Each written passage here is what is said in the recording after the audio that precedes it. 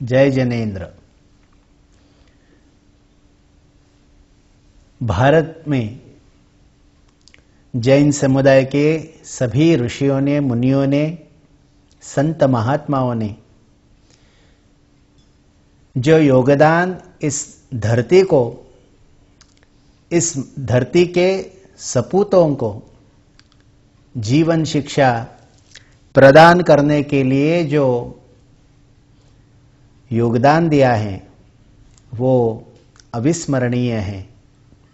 जैन संतों ने मनुष्य जीवन को उच्चतम बनाने की सोच ध्यान में रखते हुए अहिंसा, सत्य, अस्तेय, अपरिग्रह इत्यादि विशेष गुणों को सर्वतोपरि मानकर मनुष्य जीवन को उच्च श्रेष्ठ बनाकर अपने गुरुचरणों की सेवा प्रदान करने का अवसर उन्होंने दिया है।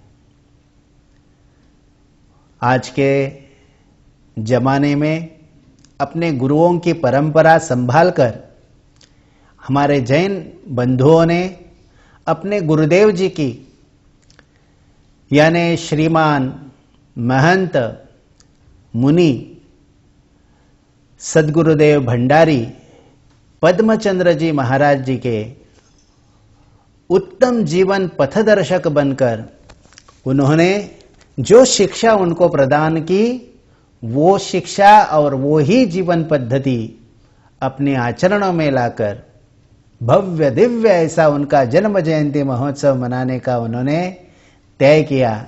इसलिए चेन्नई और कन्याकुमारी का ये एसएस चैरिटेबल जैनियों का ट्रस्ट और आज के इस ट्रस्ट के सभी पदाधिकारी आशीर्वाद के पात्र हैं, क्योंकि अपने गुरुओं की पवित्र वाणी, गुरुओं की पवित्र स्तुति गान उन्होंने करने का तय किया है। आज अहिंसा के पथ पर चलने की आवश्यकता है। दुनिया में अलग अलग प्रकार के लोग अपनी अपनी सीमाएं ताकतवान बनाने के लिए अलग अलग प्रकार से बॉम्ब, अलग अलग प्रकार की एटॉमी शक्ति जो हैं वो विकसित करने में लगी हुई है। और हमारे भारतीय जैन परंपरा में जो अहिंसा की बात बोली है उसके पद चिन्हों पर यदि हम जाएं, दुनिया को पता चलेगा कि अहिंसा की क्या ताकत है और हिंसा की क्या ताकत है। तो आज हम सब लोगों को हमारे गुरुदेव जी की जन्म जयंती मनाते समय ये बात ध्यान में रखनी है कि हमें उन्हीं के आशीर्वचनों को बार बार सुनने की आवश्यकता है। उनके अनेक गतिविधियां हैं, उनकी अनेक उपक्रम हैं जो उन्होंने उनके नाम से अनेकों जगह पर शुरू हुई हैं। वो हर जगह पर उन्होंने अपना अपना कार्य की छटा दिखाई है। पैदल भ्रमण करना, अनेक गांवों में जाना, उनको अलग अलग प्रकार से संबोधित करना, ये सारी बातें गुरुओं ने अपने जीवन भर की हैं। आज उनकी वो सारी बातें ध्यान में रखकर जीने वाले हजारों लोग उनकी पद चिन्हों को प्रणाम करते हैं, वंदन करते हैं।